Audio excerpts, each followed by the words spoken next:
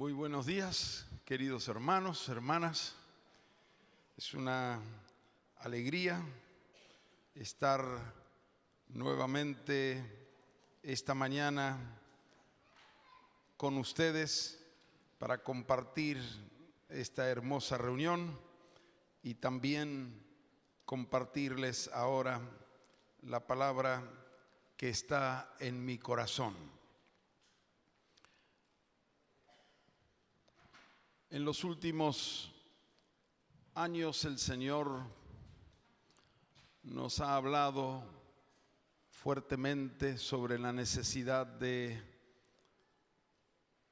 extender el reino tanto en el lugar donde vivimos como en otras ciudades, pueblos del interior del país o de cualquier país del mundo. A principio de este año estuve en el noreste de Brasil, en Recife, y me pidieron que hablara sobre el sacerdocio de todos los creyentes. Y cuando estaba compartiendo esa palabra, sentí dentro mío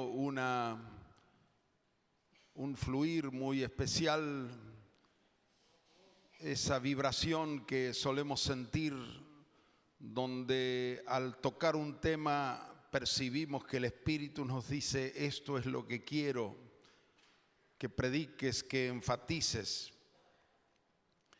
Desde allí he estado en diferentes ciudades de Argentina predicando lo mismo. He estado en Italia, en España, predicando lo mismo, y en los lugares donde me ha tocado ir en estos meses, quizás es el tema que más he predicado, he enfatizado. Y ruego a Dios que esta mañana, cuando tú escuches la palabra, el Espíritu Santo confirme y ponga la misma vibración o convicción en tu interior de que esto es lo que el Señor quiere para tu vida también, tanto individualmente como en cada una de las congregaciones que en esta reunión unida están aquí, como también en toda la zona norte en conjunto. Cuando Dios nos visitó con el Espíritu Santo, allí en la década del 60, 70, puso en el centro de nuestra experiencia comunitaria el trono de Dios y la adoración. Cuando Dios visitó a principios del siglo XX, derramando su espíritu, es decir, unos 60 años antes que nuestra experiencia aquí en Argentina, cuando el espíritu fue derramado y surgió luego el gran movimiento pentecostal, que fue el surgimiento de este movimiento que luego tomó diversas ramificaciones, pero el énfasis que el Espíritu Santo puso fue la evangelización. Recibiréis poder y me seréis testigos. Cuando vino en la década del 80, el hermano, Dios levantó a Carlos Anacondia, nos hizo tanto bien, nosotros que estábamos tan centralizados en la adoración, lanzarnos más hacia afuera y ver que el Señor estaba hablando y moviendo en esa dirección. Aún entre nosotros, hombres como Iván Baker, Dios lo instaló en medio nuestro como un don del cuerpo de Cristo, y hasta el último día de su vida, Iván insistió y enfatizó la necesidad de evangelizar, de hacer discípulos, de salir a la calle, de ganar a otros. Y cuando el Señor se llevó a Iván, damos gracias a un hombre como Afif Chaik. Dios siempre tiene a alguien que levanta, enfatizando también lo que está en su corazón. Y Afif, en estos años, a pesar de sus 80 y no sé cuántos, parece un joven encendido de pasión y queriendo movilizar y queriendo contagiar a otros el fuego que Dios puso en su corazón de que la iglesia necesita un cambio fundamental.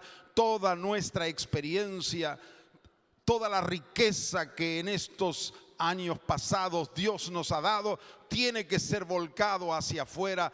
Tiene que haber una puerta concreta de salida hacia la evangelización. Yo quiero en esa línea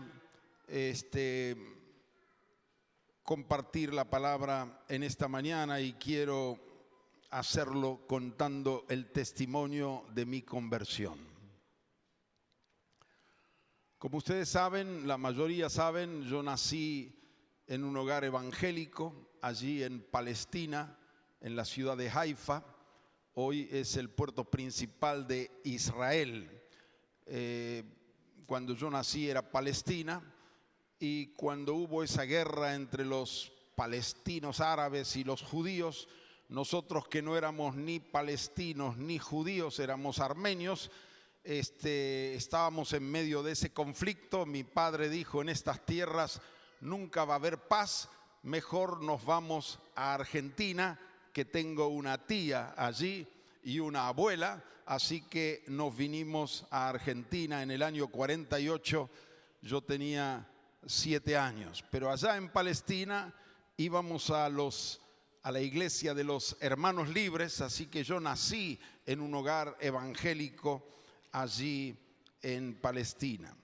Cuando vinimos aquí, fuimos a los Hermanos Libres con la carta de recomendación en la calle Donado, donde estaba Augusto Erickson, donde estaba Don Gilberto Lier. Ángel se debe acordar, muchos de ustedes no, pero no entendíamos el castellano. Así que nos recibieron con mucho amor, pero nosotros solo hablábamos armenio.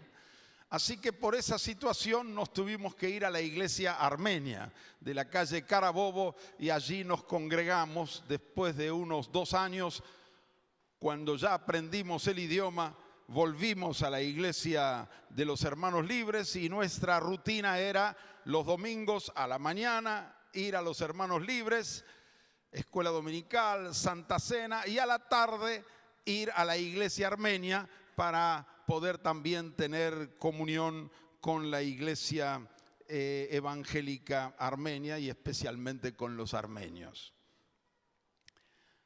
Pero yo en Buenos Aires me volví un chico bastante malo, rebelde, desobediente a mis padres, me hice a la calle y realmente mi conducta era bastante mala. Yo me lamentaba haber nacido en un hogar evangélico, porque mis compañeros de la calle podían pecar libremente y mis padres me controlaban y no me dejaban demasiado. Claro, no valoraba la bendición que significa haber nacido en un hogar evangélico. Pero en el año 57, cuando yo tenía 15 años, hubo en la iglesia armenia un avivamiento. Vino un pastor llamado Bahram Tatikian desde el Líbano, Siria, Turquía, Jordania, de todas esas regiones, un hombre solterón de unos 47 años y un hombre con una pasión por los perdidos tremenda, y empezó a tener reuniones todas las noches durante 6 meses entre las 2 congregaciones armenias, primero en Carabobo, en la calle Carabobo, luego en la calle Avellaneda, Durante 6 meses hubo reuniones todas las noches. Y todas las noches había gente que se convertía.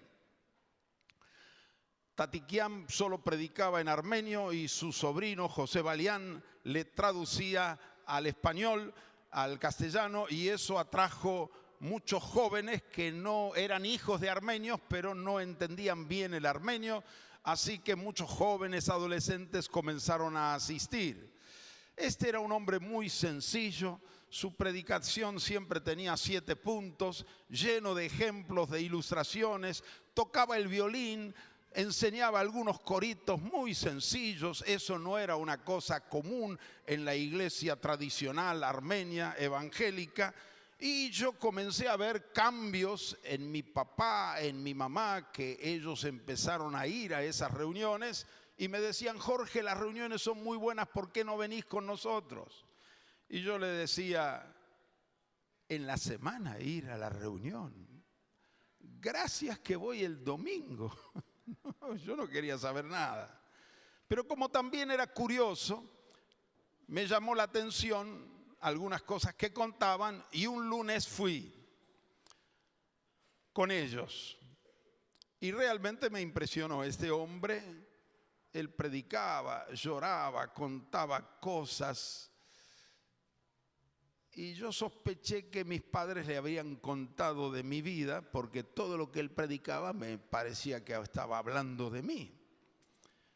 Así que el martes fui otra vez. El miércoles volví a ir.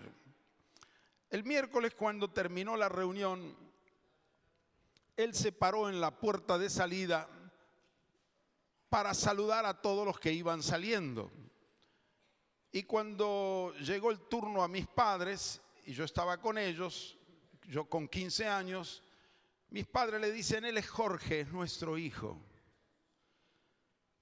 Este hermano Tatiquián tomó mi mano y no me soltó.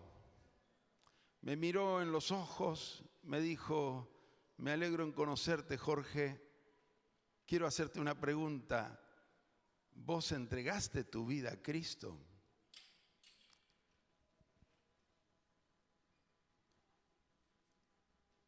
Y yo pensé, ¿qué le digo? Inmediatamente digo: si le digo que no, no me va a soltar. Y le dije: sí, pero estoy un poco frío. Algo tenía que suavizar la mentira. Yo sabía que no era un muchacho convertido. Le dije así como para sacármelo de encima.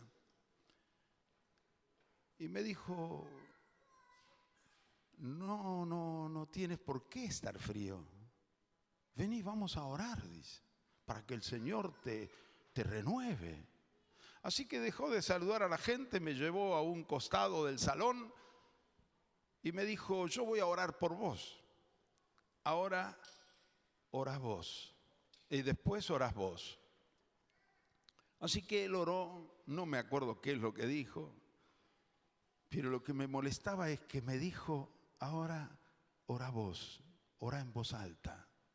Yo tenía una bronca porque me estaba imponiendo y yo quería escapar, pero como también era muy vergonzoso, me daba vergüenza decirle no quiero.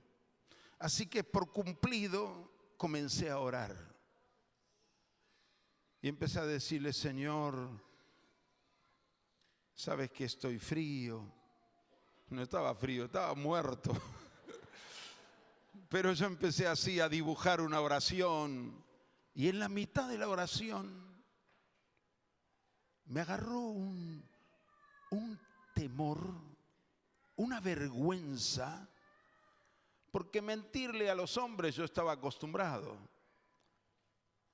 pero mentirle a Dios o pretender mentirle a Dios me dio temor, me dio vergüenza. Y fue tal que en la mitad de la oración, primero inventada, me arrepentí. Me quebré. pedí perdón a Dios por mis pecados. Así que la mitad de la oración fue falsa, pero en la mitad me arrepentí y me convertí. Le pedí perdón a Dios, no solo por el último pecado que era la mentira, sino por todos mis pecados, y este pastor se dio cuenta. Y entonces abrió la Biblia y me leyó un versículo que quiero leerles, ustedes lo conocen, Apocalipsis capítulo 1, versículos 5 y 6. La última parte del 5, hasta tenemos una canción que cantamos con estas palabras. Apocalipsis 1, 5, la segunda parte dice: al que nos amó y nos lavó de nuestros pecados con su sangre y nos hizo reyes y sacerdotes para Dios su Padre.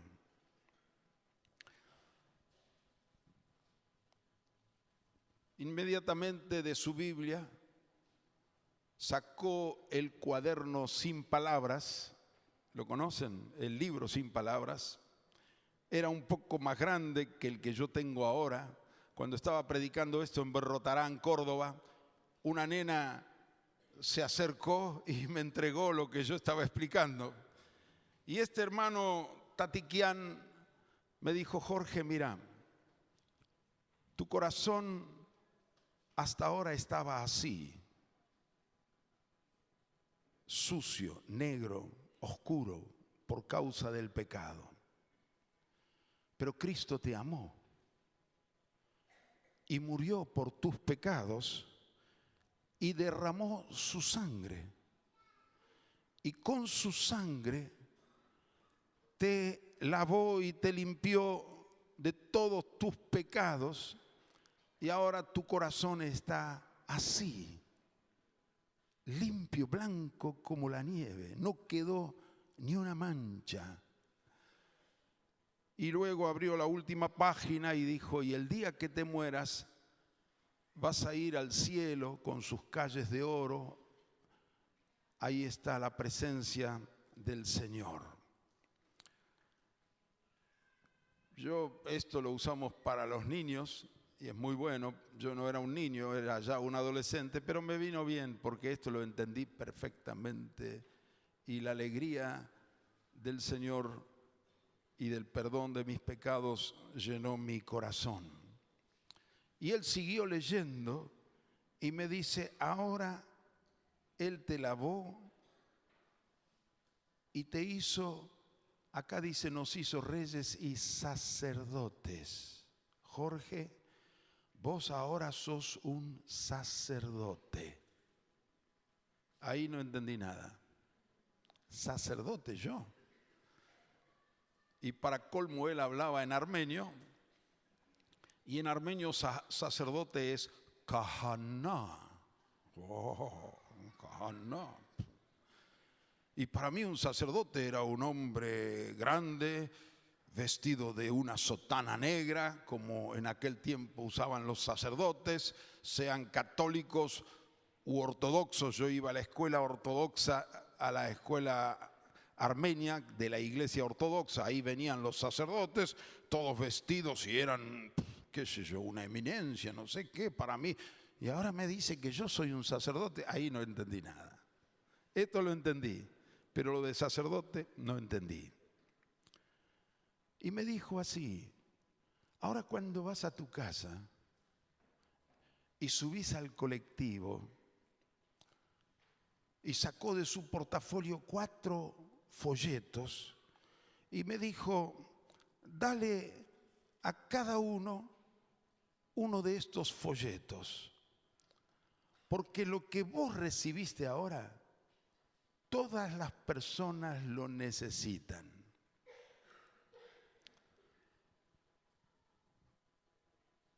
Lo de sacerdote no entendí, pero lo que me dijo de los folletos lo entendí bien.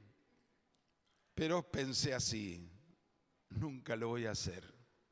Y si les digo más, el pensamiento que se me cruzó en la mente, la frase fue, espératelo sentado. Bien porteño.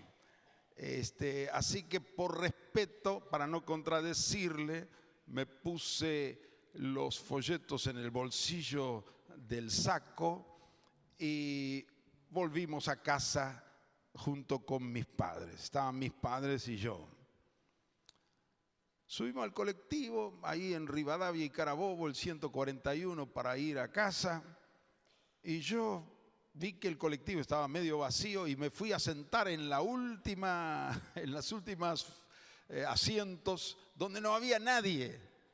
Mis padres se sentaron por el medio, yo me senté bien al fondo, entonces él me dijo, los que están sentados cerca tuyo, así que yo fui fiel a la letra. Pero en las próximas paradas subieron otras personas y pronto se sentaron al lado mío, así que me arruinaron la estrategia. Y ahora me empezó a molestar.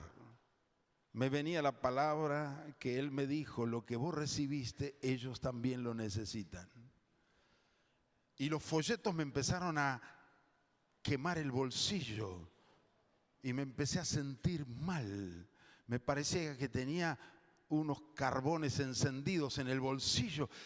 Me sentía mal, miraba por la ventanilla y me empecé a sentir mal, realmente mal. Así que para tranquilizarme, saqué los folletos y le digo al primero que está al lado mío, sírvase señor. Me dice, ¿qué es? No, eso... Yo no quería nada, no. Usted léalo, y le di a 2, 3, 4 y me volví a sentar. Y miraba por la ventanilla y oraba, pero en contra, diciendo, Señor, que nadie me pregunte nada. Y Dios me escuchó. Nadie me preguntó nada. Así, hermano querido, el primer día, en el primer instante que me convertí, este hermano ya me puso en el oficio de sacerdote. ¿Qué es un sacerdote? Al Papa lo llaman el sumo pontífice. Pontífice viene de puente. En italiano, en portugués, no se dice puente, sino ponte. De ahí viene pontífice. Y el sacerdote es un puente entre Dios y los hombres. Y ahora yo estaba funcionando como un puente, yo que hasta ahora no tenía comunión con Dios, ahora que Él perdonó mis pecados, yo ya estaba funcionando sin saber ni entender la palabra sacerdote. Me empujaron a ser un puente entre Dios y los hombres. Así nos pusieron a trabajar desde el primer día. Claro, esa vergüenza, esa timidez inicial se fue superando hasta que nos acostumbramos a repartir folletos en los bares, en los restaurantes, en los trenes, en los tranvías, en los subtes, en cualquier lugar. Recuerdo que una vez este hermano Tatiquián, yo ya tenía 16 años, me dice, Jorge, tengo que predicar y mi sobrino no me puede traducir, no puede venir, tiene otra ocupación. ¿Podés vos traducirme? ¿Yo? ¿Traducir? Nunca lo hice. Bueno, pero alguna vez tiene que ser la primera. Así que le digo, no sé si voy a poder. Bueno, vamos a probar, dice, vamos a probar. Yo paso por tu casa y vamos juntos. Bueno, así que pasó por mi casa y nos tomamos el colectivo para ir a ese lugar para que yo le traduzca. El tomó unos cuantos folletos y me dijo, vos repartí por este lado y yo reparto por este lado. Él lo único que sabía decir era sírvase señor, en castellano. Así que, ¿cómo no? Le dije yo, empecé a repartir por acá, él por allá, y cuando terminamos de distribuir, me dice, ahora vamos a predicar. ¿Qué? Eso significa que en el colectivo él va a predicar en armenio y yo le tengo que traducir al castellano.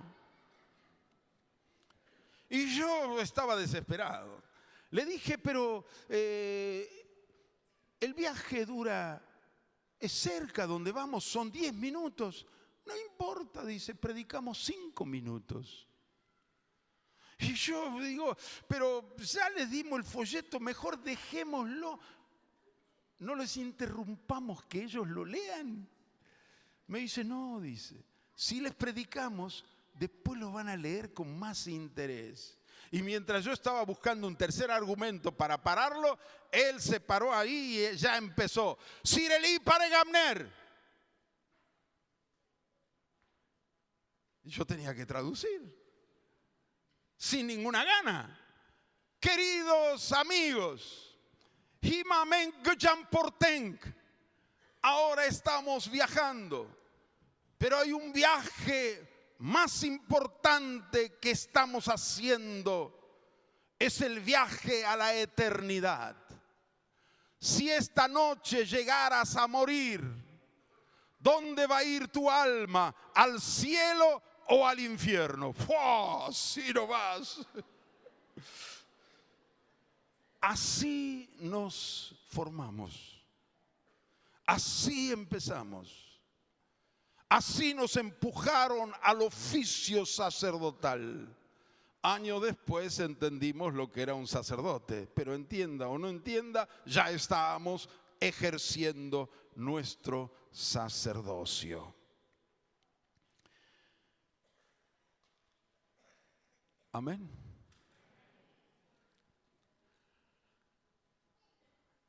En la Biblia, la primera vez que se habla de un sacerdote es en Génesis, capítulo 14. Abran sus Biblias, por favor. Génesis, capítulo 14. Versículos 17, vamos a leer hasta el 20. Génesis 14, 17. Y se trata de aquel episodio cuando 5 reyes pelearon contra 4 reyes y entre los prisioneros se llevaron al sobrino de Abraham, Lot, y cuando Abraham se enteró, armó a sus 318 criados, nacidos en su casa, dice, y los siguió hasta el norte del país para rescatar a su sobrino. Y dice el versículo 17 así: cuando volvía de la derrota de Kedorlaomer y de los reyes que con él estaban, salió el rey de Sodoma a recibirlo al valle de Sabe, que es el valle del rey. Entonces, Melquisedec, rey de Salem y sacerdote del Dios Altísimo, sacó pan y vino. Lo mismo que hicimos hoy nosotros, pan y vino. Y le bendijo, diciendo: bendito sea Abraham, del Dios Altísimo, creador de los cielos y de la tierra. Y bendito sea el Dios Altísimo que entregó tus enemigos en tu mano. Y le dio a Abraham los diezmos de todo. Ahí está el sacerdote un sacerdote del Dios Altísimo. ¿De dónde salió Melquisedec? Y dice que rey de Salem. Salem es Shalom, Jerusalén, ciudad de paz. Y eso es lo que era rey de Salem y sacerdote del Dios Altísimo. Y miren cómo oficia. Él bendice a Abraham con la verdad, Abraham del Dios Altísimo. Le dice a Abraham, es el Dios Altísimo que entregó tus enemigos en tu mano. No fue tu fuerza, no fueron tus 318 criados armados, fue Dios el que te dio la victoria. Es decir, le habla de parte de Dios para que Abraham no se la crea. Es un puente entre Dios y Abraham. Y a Abraham le dio los diezmos de todo. ¿A quién le damos los diezmos? ¿A quién? A Dios. Sin embargo, se lo dio a Melquisedec. Al darle a él, era como dárselo a Dios. ¿Quién era Melquisedec? Los estudiosos de la Biblia están divididos en dos opiniones. Algunos creen que Melquisedec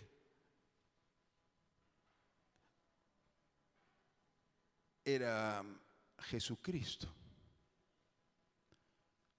una teofanía, se dice así en términos teológicos, cuando Dios se manifiesta. Teos es Dios, fanía, manifestación. Dios a veces se manifiesta a los hombres como ángeles, a Moisés en una zarza de fuego. Son teofanías, manifestaciones de Dios. Dios puede manifestarse de diferentes maneras y que aquí se manifestó Jesucristo como un rey, un sacerdote. Sacó pan y vino, podría ser la anticipación de la cena del Señor, de la muerte de Cristo, etc. Otros piensan no, que era una persona y que era rey de una ciudad-estado, que era rey de Salem. En ese tiempo había en Canaán muchas ciudades-estado, una ciudad con sus alrededores que era un estado y había allí un rey. Cualquiera de las dos son posibles, no nos vamos a pelear por eso, no tiene mucha importancia, sea de una forma u otra. Después hago algún comentario más. Cuando Israel sale de Egipto, estamos hablando años después, 400 años después, y estando en el desierto, Dios le dice a Moisés que acampen allí al pie del Sinaí, y ahí les da los 10 mandamientos, las ordenanzas, los sacrificios, el tabernáculo, y también le ordena la institución del sacerdocio. En Éxodo 28, Dios le dice a Moisés, versículo 1, harás llegar delante de ti a Aarón tu hermano y a sus hijos consigo, de entre los hijos de Israel, para que sean mis sacerdotes, a Aarón y a Nadab, Abiú, Eleazar y Tamar, hijos de Aarón.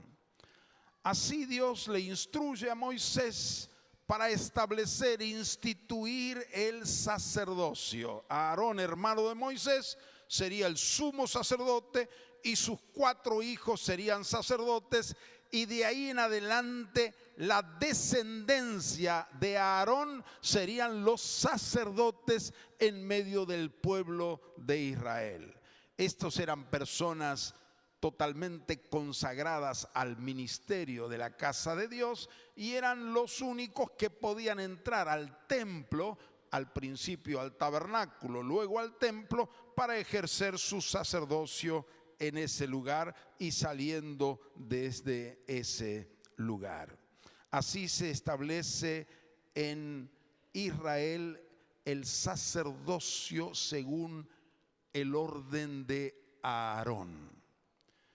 Ahora hay un salmo mesiánico, Salmo 110, bien conocido y es uno de los salmos más citados en el Nuevo Testamento. Este salmo, decimos salmo mesiánico, aquellos salmos que en forma profética hablan acerca del Mesías Jesucristo. Y comienza, esto es salmo de David, así que David como rey, también como profeta, tuvo esta revelación y él vio y escuchó lo siguiente y lo escribió aquí. Jehová dijo a mi Señor, siéntate a mi diestra hasta que ponga a tus enemigos por estrado de tus pies.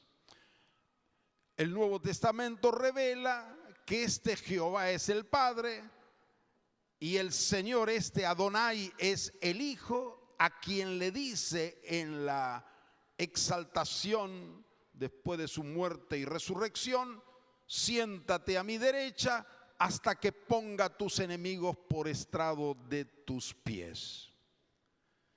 Luego en el versículo 4 de este salmo, el Padre dice lo siguiente, o David ve lo siguiente y escucha.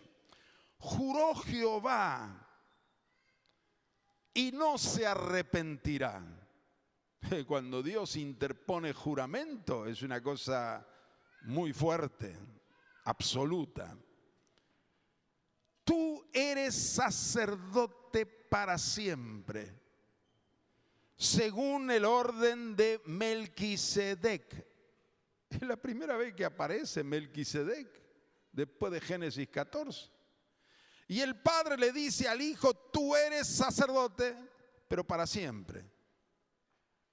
Aarón necesitaba sucesores porque era un hombre mortal. Pero cuando Jesús se sienta a la diestra del Padre, tú eres sacerdote para siempre, según el orden de Melquisedec. Entonces se establece en Cristo una nueva orden sacerdotal, no según Aarón, sino según Melquisedec. Ahora vamos a Hebreos, capítulo 7.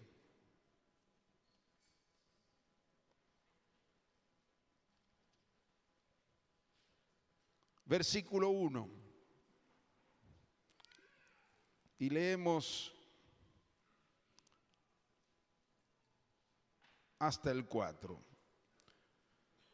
Hebreos 7. Porque este Melquisedec, rey de Salem, sacerdote del Dios Altísimo, que salió a recibir a Abraham, que volvía de la derrota de los reyes, y le bendijo, a quien asimismo dio a Abraham los diezmos de todo, cuyo nombre significa primero rey de justicia. Melquisedec significa rey de justicia.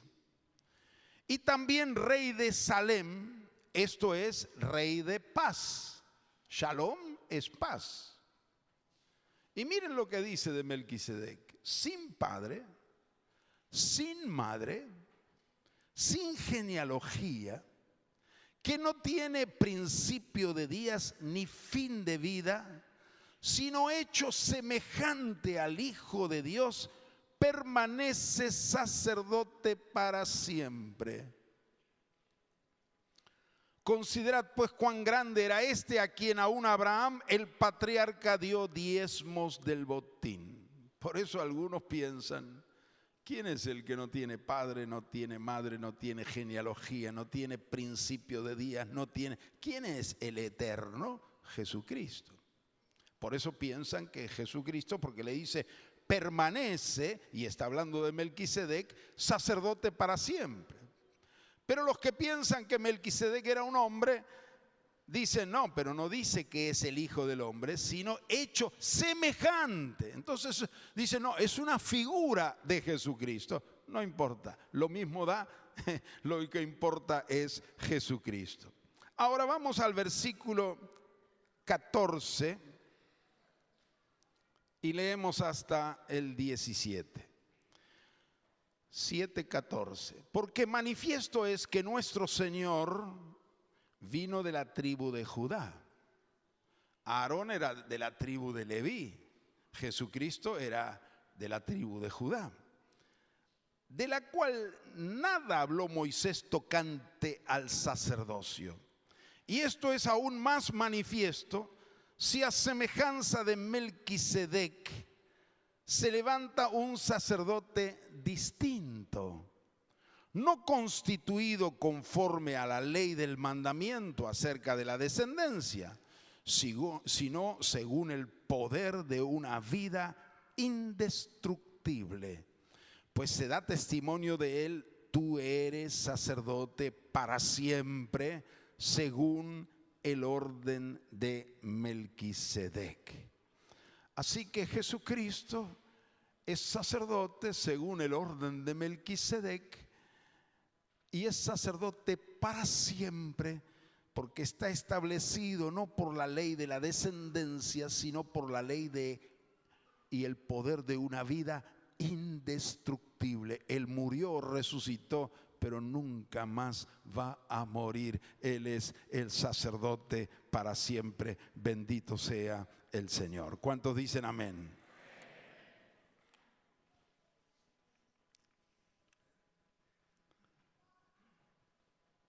Ahora viene la pregunta.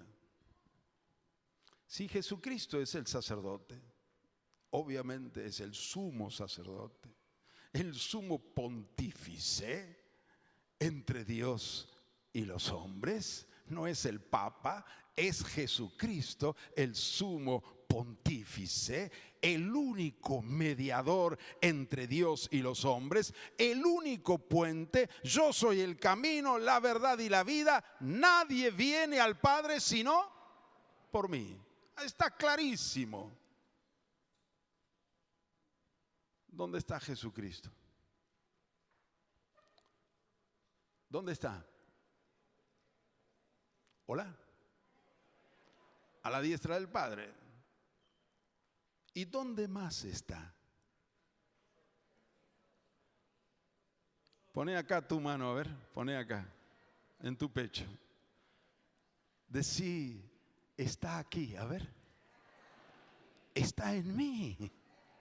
Físicamente con cuerpo glorificado está a la derecha del Padre. Por el Espíritu Santo vino a habitar dentro nuestro. Amén.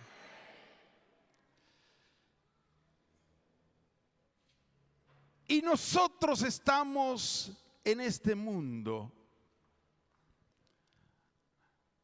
con el puente adentro. ¿Para qué sirve un puente? Para unir dos puntos separados.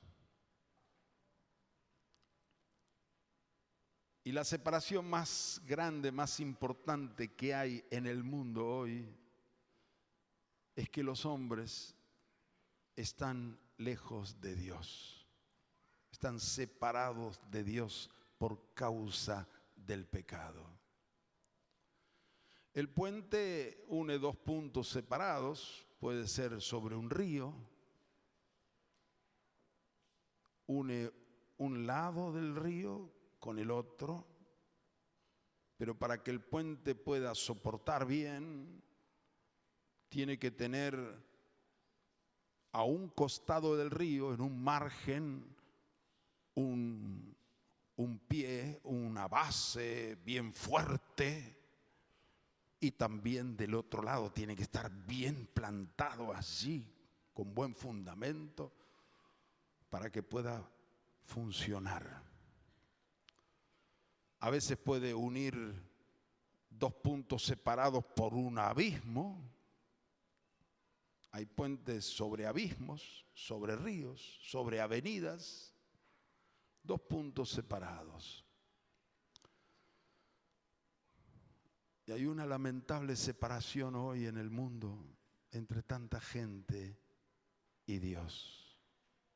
La mayoría creen en Dios, pero están separados de Dios. Y no saben cómo llegarse a Dios. Y el puente lo tenés vos. Amén. Está dentro tuyo. El sacerdote está dentro nuestro. Nosotros somos la oficina donde Él está y donde Él atiende. Donde Él está en el mundo es tu corazón y el mío. Y quiere que nosotros podamos darle lugar para que Él ejerza su sacerdocio en el mundo. Y en virtud de su presencia en nosotros, Dios nos ha hecho sacerdotes. Amén. Al que nos amó y nos lavó de nuestros pecados con su sangre y nos ha hecho reyes y sacerdotes. Nos ha dado autoridad como reyes y nos ha dado un ministerio sacerdotal.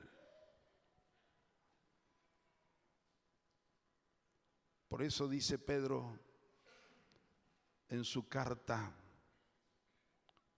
capítulo 2, versículo 9, más, ustedes son linaje escogido, real sacerdocio, nación santa, pueblo adquirido por Dios, para que anunciéis las virtudes de aquel que los llamó de las tinieblas a su luz admirable.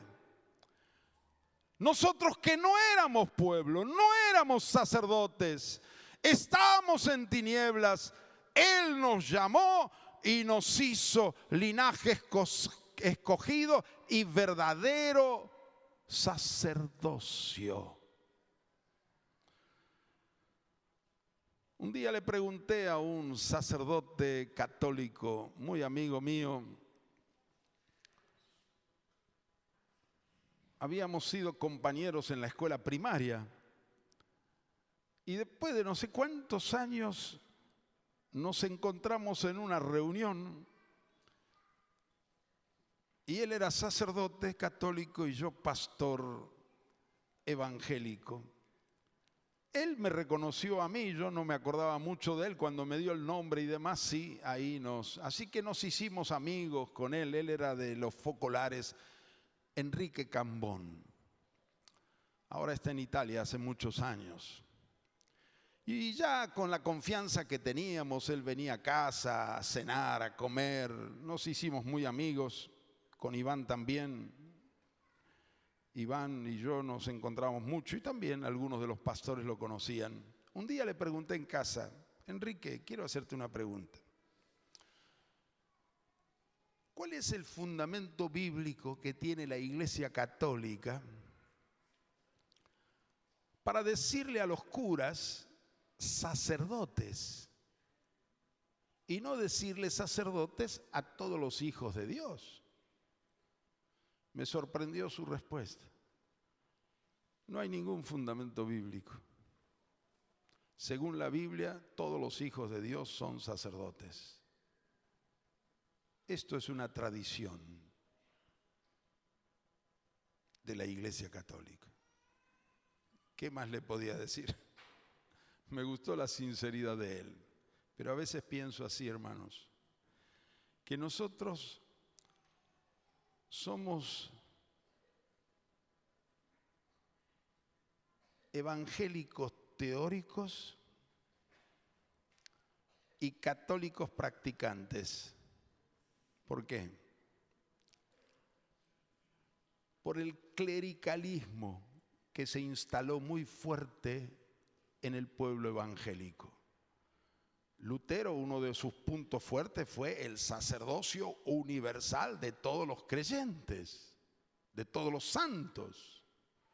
Sin embargo, en la práctica, los católicos tienen los curas, les llaman sacerdotes, y nosotros tenemos nuestros curas que les llamamos pastores. Está el clero y el pueblo. Ellos les llaman sacerdotes, nosotros les llamamos pastores, pero en general la mentalidad es en la práctica muchas veces similar. Gracias a Dios que Dios nos despertó y nos mostró que no es así, que todos somos sacerdotes, todos somos obreros, todos somos siervos de Dios, todos tenemos que hacer la obra del Señor. ¿Cuántos dicen amén? Ahora, para que esto funcione, Tatiquian no me explicó todas estas cosas. Me dijo solo vos sos sacerdote. Yo no entendí nada. Pero lo más importante es que él me puso a trabajar enseguida. ¡Qué don, qué gracia! Nosotros hablamos mucho y damos estudios bíblicos, pero nos falta esa practicidad que tenía Tatiquian. Ahora yo quiero terminar en forma práctica, porque si no, no sirve para nada. El puente funciona de ida y de vuelta. La función del sacerdote es, por un lado, llevar los hombres a Dios, los hombres que están separados, y a la vez llevar Dios a los hombres, de ida y de vuelta. Es un movimiento permanente de ir y volver.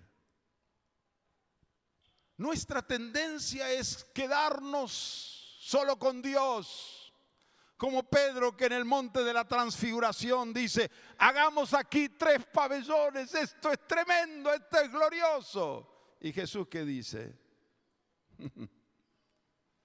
Dios le dice a Pedro: cállate, Pedro, escúchalo a mi hijo. No hables mucho, escucha lo que él dice. Y Jesús dice: tenemos que bajar, porque ahí está el valle. Tenemos que subir al monte, pero para bajar con más fuerza. Allí hay un endemoniado que necesita ser liberado. Hay enfermos, hay perdidos, hay necesidades.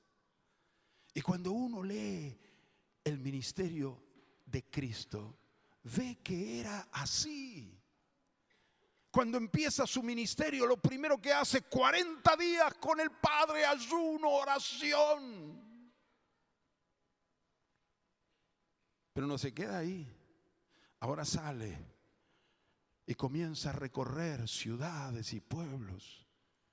Entra a Capernaum, se sanan miles, se agolpa la gente, traen a los enfermos hasta altas horas de la noche. Y finalmente todos se van a dormir. A la mañana toda la gente se aglomera de nuevo.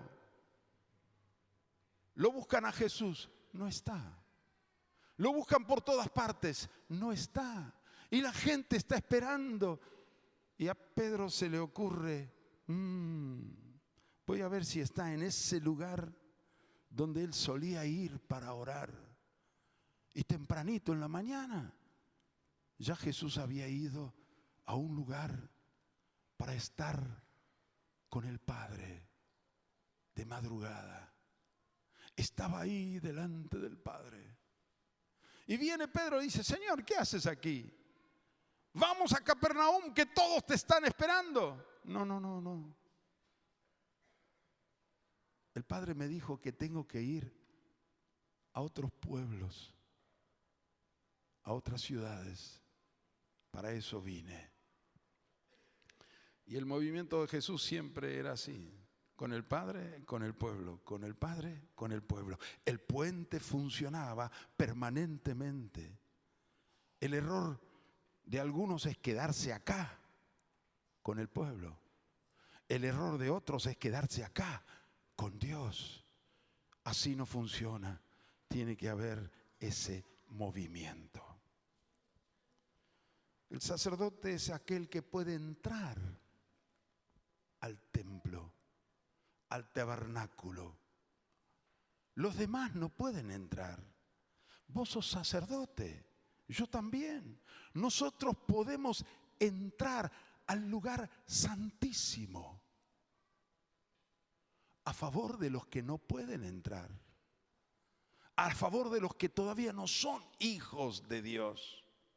Pablo dice: exhorto ante todo que se hagan rogativas, oraciones, peticiones por todos los hombres. 1 Timoteo 2:1, por todos los hombres. Después dice por los reyes, por los que están en eminencia. A veces salteamos por todos los hombres. Por todos los hombres significa por aquellos que no pueden entrar. Nosotros podemos entrar. Miren cómo entraba el sacerdote al santuario. No entraba con las manos vacías. Entraba con 12 panes. Y cada pan tenía un nombre. El nombre de una persona. Y representaba no solo a esa persona, sino toda la tribu. 12 tribus. Pero eran nombres de personas. Y entrando con 12 panes redondos tipo figaza, como el pan árabe, había una mesa en el templo que se llama la mesa de los panes. Y entonces tomaba el primer pan y lo ponía Rubén. Tomaba el segundo pan y mencionaba el nombre por Simeón. Y así hacía 2 pilas de 6 panes. Iba presentando a cada uno delante de Dios. Intercesión, rogar por otros que no pueden entrar. ¿Vos cómo entrás a la presencia de Dios? ¿Con las manos vacías? ¿O tenés nombres por quienes estás intercediendo a Dios? Nombres de personas perdidas que no conocen a Dios. Aún más, miren la figura del sumo sacerdote. Él entraba además con unas vestiduras especiales, se ponía el manto, sobre él el efod, que era como un poncho si se quiere, tenía un agujero en el medio, se lo ponía así, y luego 2 piedras bien engarzadas sobre sus hombros, piedras de ónice, rectangulares. Y sobre cada piedra estaba grabado 12 nombres. 6 y 6. Perdón, cada piedra 6 nombres, en total 12. Los 12 nombres de los hijos de Jacob. Así que él entraba llevando sobre sus hombros el peso, la responsabilidad por otros.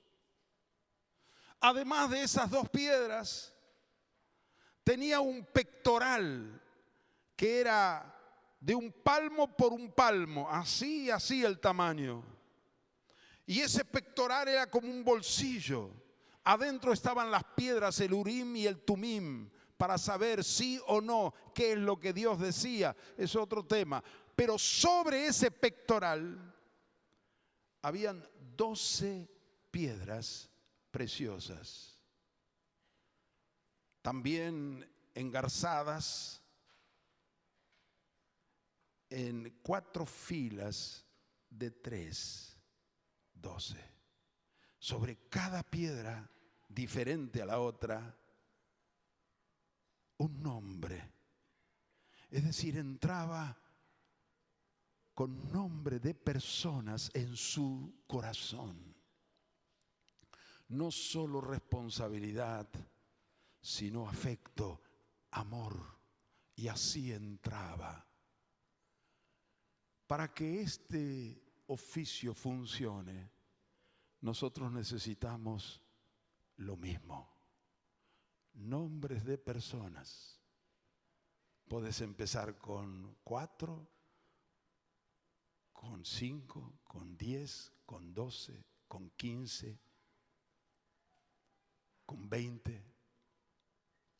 Nombre de personas por los cuales interceder delante de Dios, presentarlos delante de Él.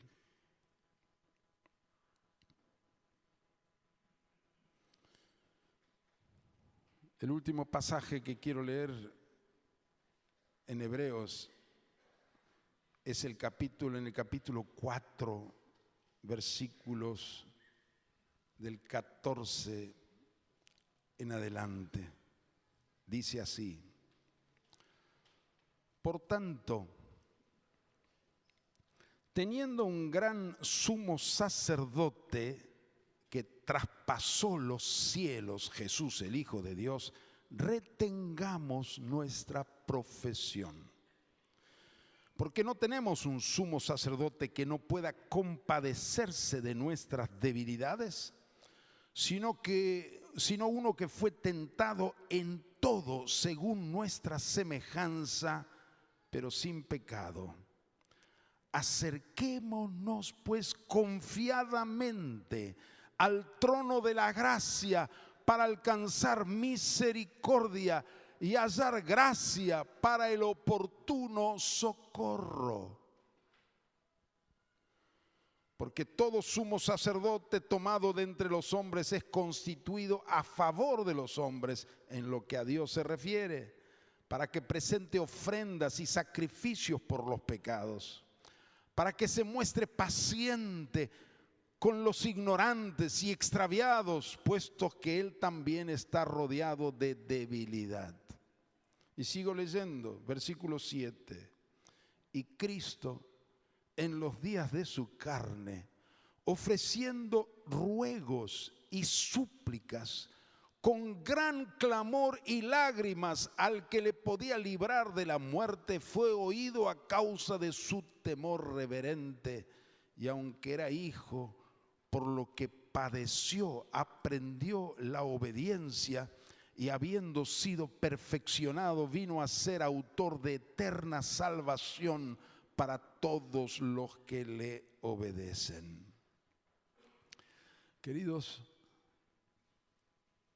aquí están las características de un sacerdote. Ese sacerdote es Jesús. Y nosotros como sacerdotes tenemos que aprender de Él y tener estas mismas virtudes que Él tenía. Lo primero es que el sacerdote tiene acceso a Dios, a la presencia de Dios. Jesús entró, se sentó a la diestra del Padre. Entonces dice el 16, acerquémonos pues confiadamente. Nosotros tenemos acceso. ¿Cuántos dicen amén? Vos podés entrar a la presencia de Dios, al lugar santísimo, al trono de la gracia. No por vos solamente, sino a favor de los hombres, a favor de otros. Jesús ya estaba con el Padre, pero vino, murió, obedeció, padeció, resucitó, volvió a favor nuestro. Y gracias a su sacrificio, nosotros ahora somos hijos de Dios, somos pueblo de Dios, sacerdotes de Dios, pero a favor de otros. Tenemos acceso al trono. Hay gente por la cual tenemos que clamar por misericordia. Y hallar gracia. La misericordia está abierta y tenemos que encontrar gracia para cada persona. Señor, ruego que me guíes, que me des una palabra, que me muestres qué hacer. Y Dios tiene gracia abundante y nos va a responder. ¿Cuántos dicen amén? La segunda cosa que veo aquí es la compasión. No tenemos un sumo sacerdote que no pueda compadecerse de nuestras debilidades, porque fue tentado en todo según nuestra semejanza, pero sin pecado. ¿Qué es compasión? La palabra pasión significan dos cosas. Por un lado, fuego, fervor, un hombre apasionado. Pero también significa en castellano, pasión significa sufrimiento. En este sentido, compasión es sufrir con el que sufre, padecer con el que padece. Esto no es una profesión humana, sino con las características de Cristo. Hay mucha gente que sufre alrededor tuyo. Vivimos en el siglo del individualismo, de la indiferencia. Basta que yo esté bien, yo y mi familia, el resto si sufre. No, este oficio se ejerce si hay compasión. Compasión, si sufrimos con el que sufre, si lloramos con el que llora, si lo sentimos como propio, si lo ponemos a esas personas en nuestro corazón, sobre nuestros hombros, padecer con.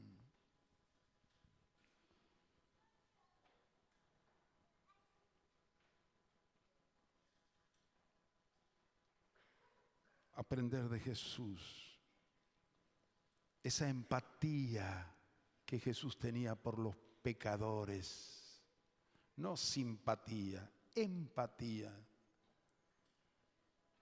Él no tenía simpatía con los publicanos, con las prostitutas, pero Él los amaba y Él bajaba al nivel de ellos. No vine para condenar, vine para salvar. Y se sentaba a la mesa con ellos. Para ejercer este ministerio hay que dejar el dedo acusador, hay que dejar de condenar a los homosexuales, a los adúlteros, a los fornicarios y condenar a todo el mundo porque tenemos luz. Hay que saber que están sufriendo. Vaya a saber detrás de ese homosexual qué drama arrastra desde la niñez. Y necesita a alguien que los comprenda, que no los condene, que ore por ellos, que Dios nos dé la gracia de llegar al corazón de ellos. Es un sacerdote, ese Jesús está en nosotros.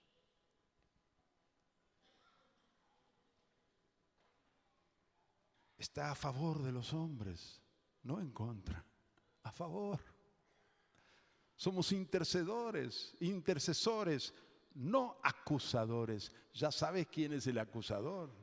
Estamos para rogar misericordia, no para estar en contra.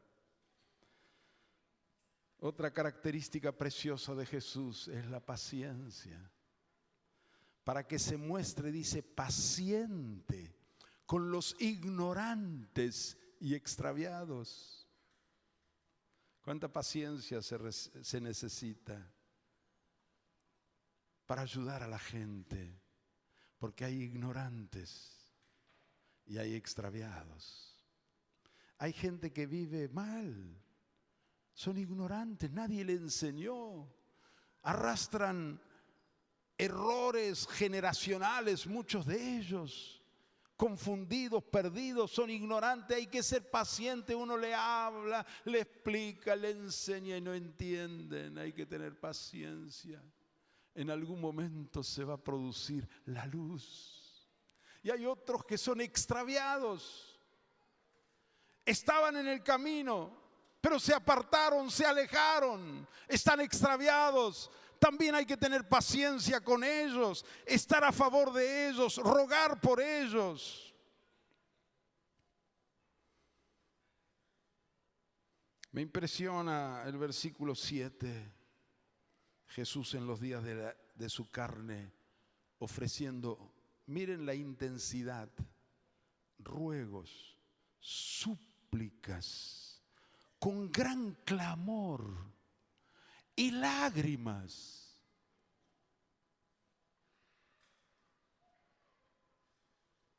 Alguien dijo, estoy orando, pero Dios no me responde.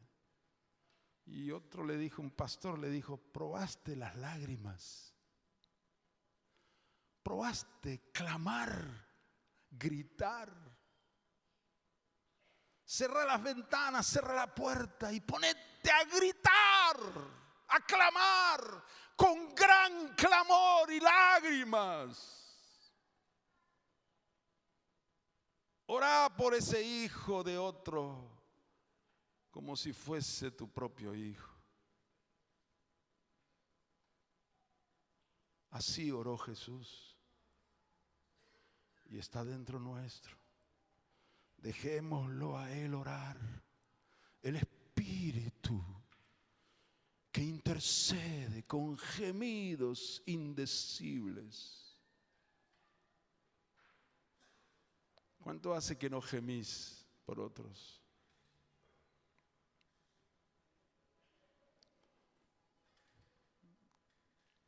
Y la última cosa que menciona aquí es, aunque era hijo, por lo que padeció, aprendió la obediencia. Este es uno de los versículos más difíciles para mí de entender de la Biblia. Por lo que padeció, aprendió la obediencia. ¿Cómo? ¿Necesitaba él aprender algo? No era perfecto. No era lo mismo Jesús a los 30 años que a los 33. No era lo mismo Jesús una semana antes de su muerte que cuando gritó en la cruz, Dios mío, ¿por qué me has desamparado? Aprendió la obediencia por lo que padeció. Y hermanos, hermano y hermana, si querés una vida fácil, cómoda, no te metas en esto, en el sacerdocio. Vení los domingos, cantá, adorá, recibí buena palabra, andate a tu casa, no te metas. Porque este sacerdocio de Jesús es para los que quieren padecer a favor de otros.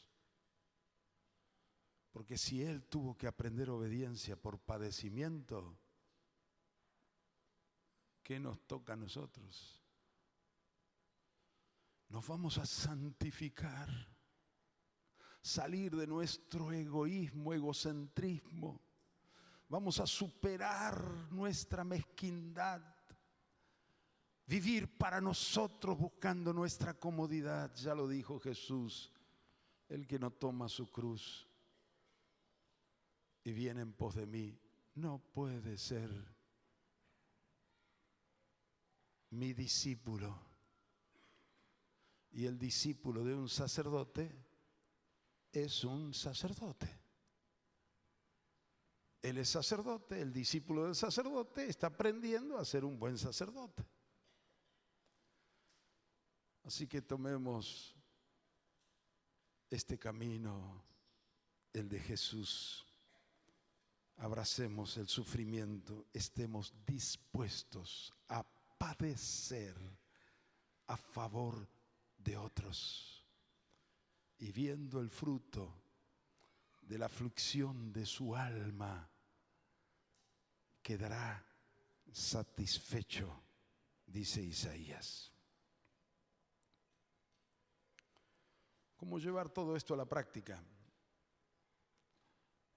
Quiero volver a las sendas antiguas.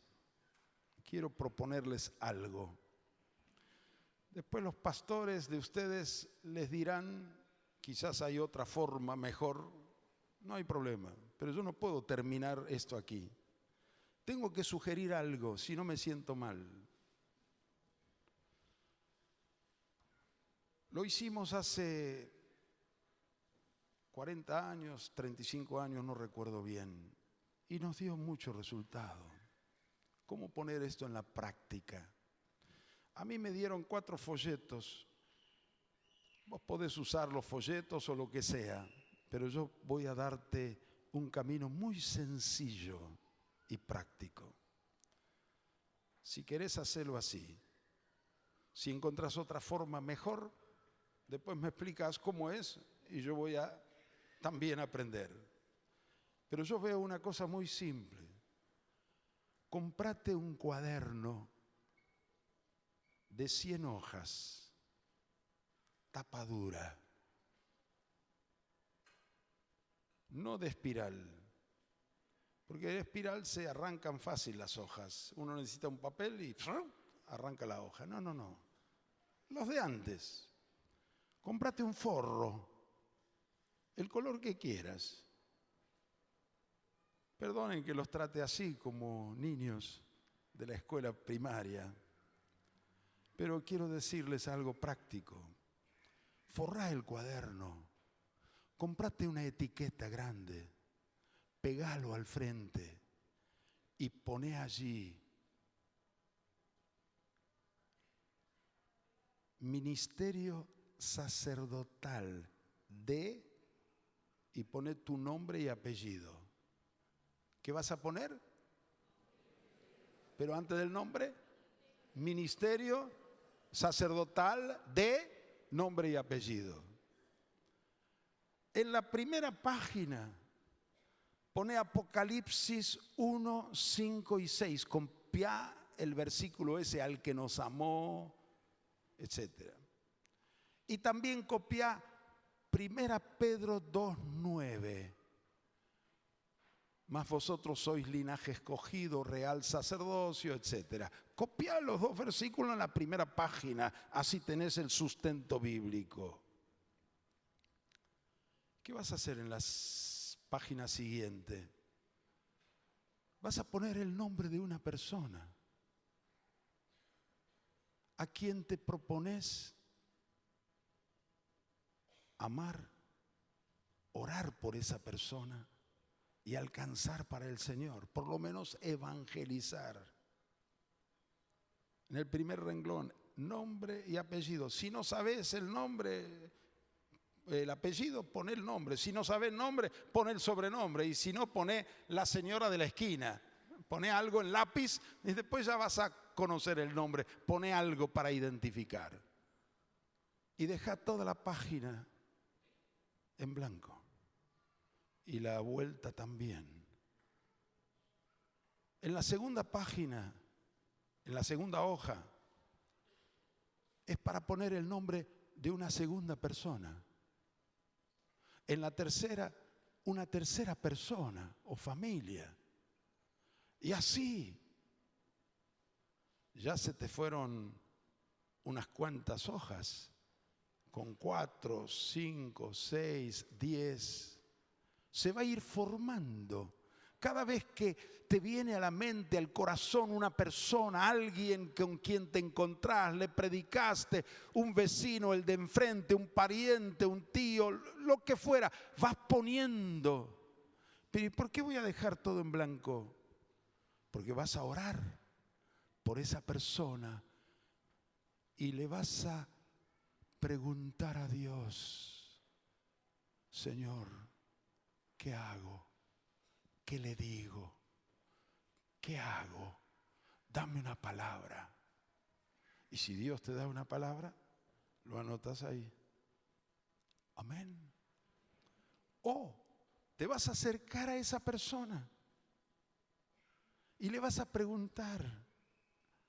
Dios te va a guiar cómo. No hay reglas fijas.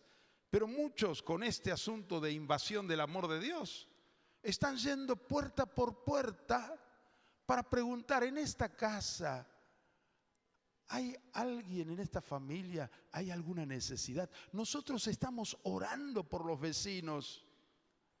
¿Hay algún enfermo? ¿Hay alguien que está sin trabajo? ¿Hay algún conflicto en esta familia por el cual quieren que oremos? ¿Hay un milagro que quieren pedirle a Dios? Si te dice que no, no perdiste nada. Pero algunos te van a decir sí. Y entonces lo anotás. ¿Cuál es el pedido? Si es por trabajo, por lo que fuera. Así que podés recorrer toda tu cuadra. Hace falta 100 páginas o 100 hojas, justamente porque esto es un trabajo a largo plazo.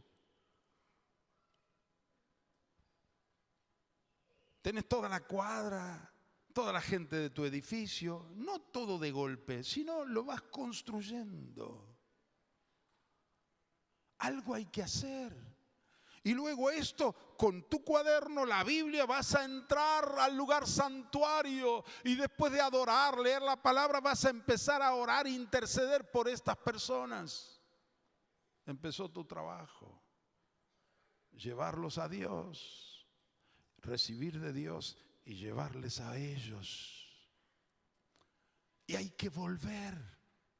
Estuvimos orando. En muchas congregaciones hicimos un día de ayuno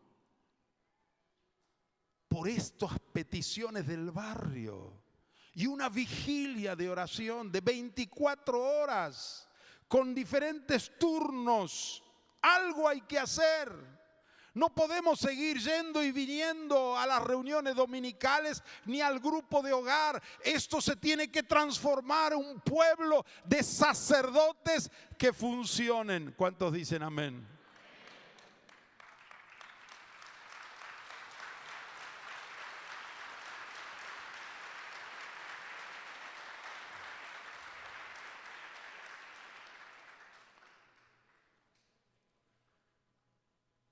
No sé cuántas personas hay aquí hoy.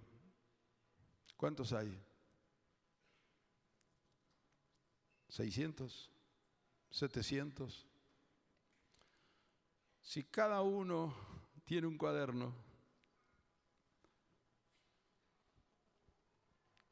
y cada uno de aquí a un mes ya tiene 10 personas en su cuaderno, ¿a cuántos estamos alcanzando con nuestro ministerio sacerdotal? Digamos, somos 710 cada uno. ¿Cuántos somos? 7,000. ¡Ja!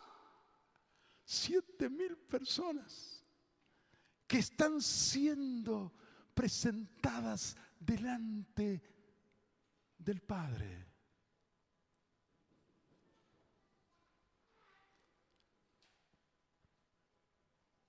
Alguien estaba viajando en tren y vio una chica punk, toda esta vestida negro, con los pelos así, con todas las cosas. Y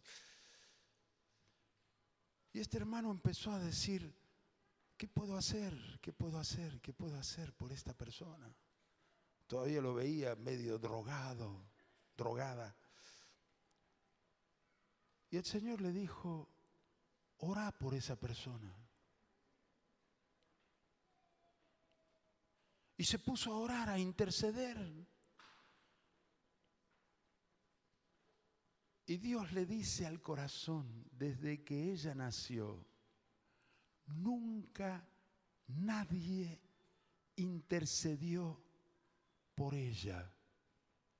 Es la primera oración que llega a mi presencia a favor de esta chica. ¿Cuántos habrá así?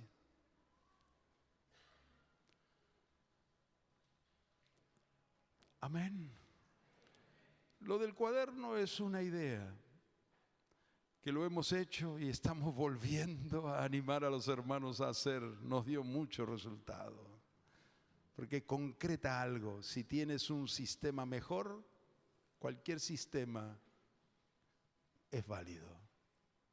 Pero lo que no es válido es no tener ningún método, ningún sistema, ninguna forma, porque eso es la nada.